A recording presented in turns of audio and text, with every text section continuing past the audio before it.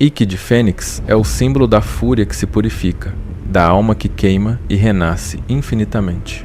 Entre todos os cavaleiros de Atena, ele é o que mais representa a solidão, o sofrimento e a transcendência. Mas o que faz de Ikki um personagem tão fascinante não é apenas sua força, é sua capacidade de morrer e renascer em todos os sentidos, físico, emocional e espiritual.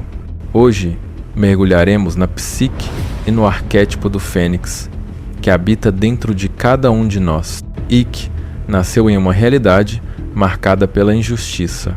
Ainda criança, foi separado do irmão Shun e enviado à Ilha da Rainha da Morte, um local brutal onde o treinamento para se tornar cavaleiro era, na verdade, um campo de sofrimento e desumanização.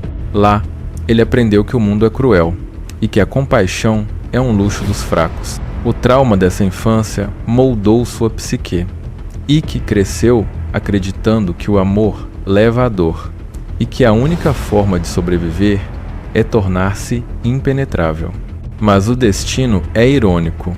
O mesmo sofrimento que o destruiu foi o que o transformou no Cavaleiro da Fênix, o guerreiro que sempre retorna das cinzas. Sua armadura é a própria metáfora da alma que, mesmo em ruínas, nunca deixa de se reconstruir. Ao reencontrar Shun e os demais cavaleiros, Ikki se vê dividido entre dois impulsos opostos, o ódio e o amor, o instinto de vingança e o desejo de proteção. Essa ambiguidade é o núcleo do seu conflito inicial e o que o torna humano.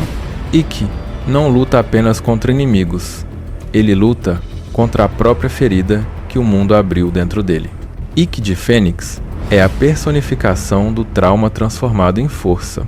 Psicologicamente, ele representa o indivíduo que, após viver o abandono e a dor, constrói uma couraça emocional para não sentir novamente. Mas toda couraça tem um preço, e a de Ikki é o isolamento. Sua psique funciona sob o princípio da formação reativa, um mecanismo de defesa descrito por Freud, no qual o sujeito age de forma oposta ao sentimento que o ameaça. Ikki sente amor, mas demonstra raiva.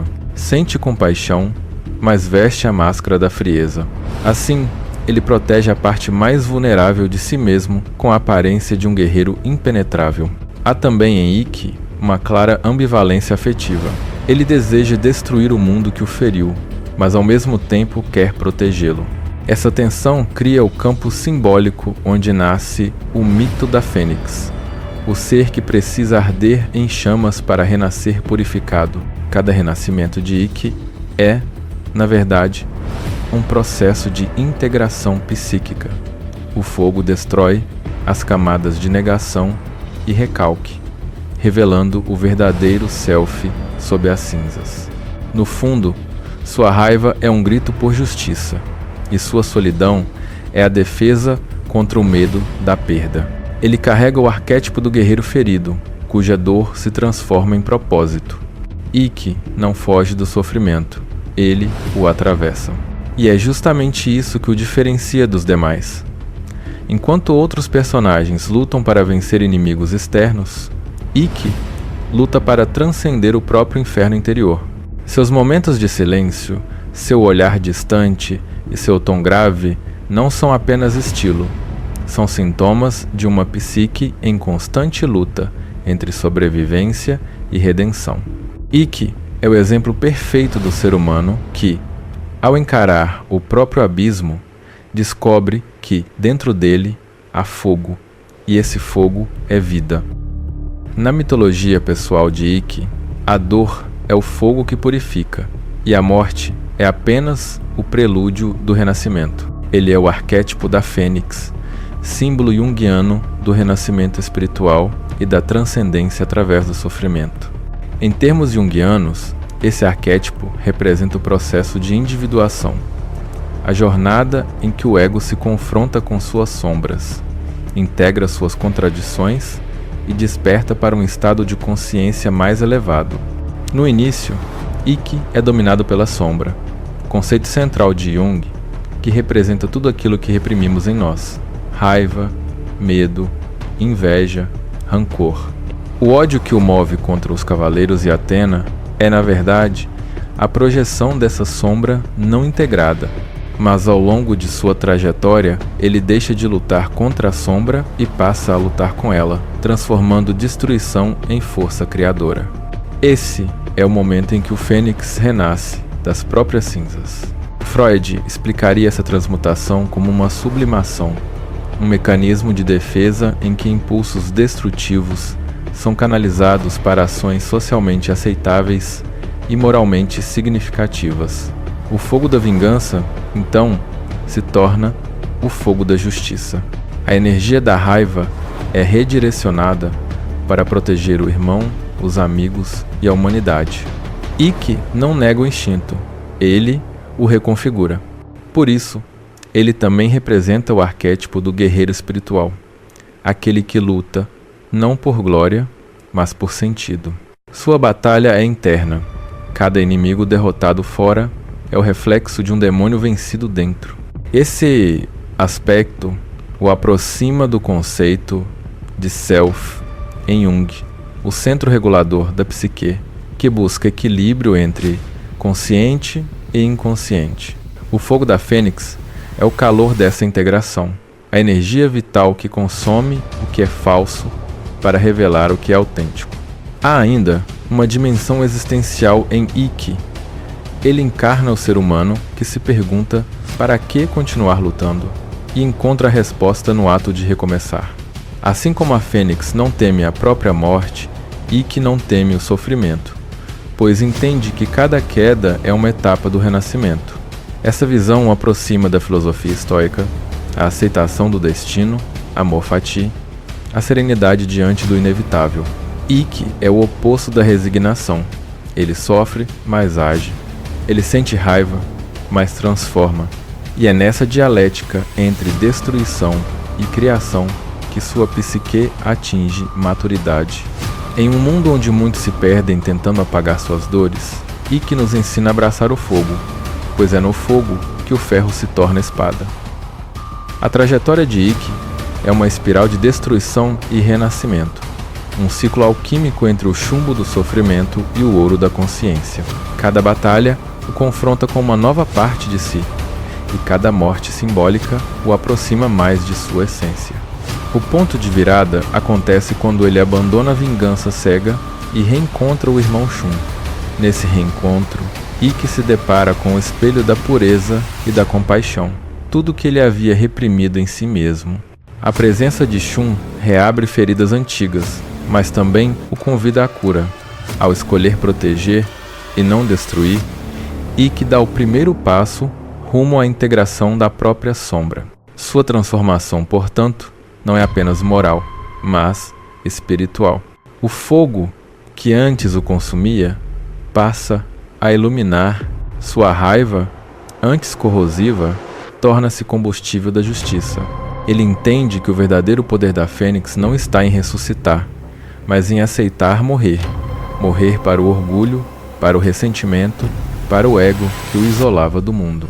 A armadura da Fênix, que sempre retorna das cinzas, simboliza exatamente isso.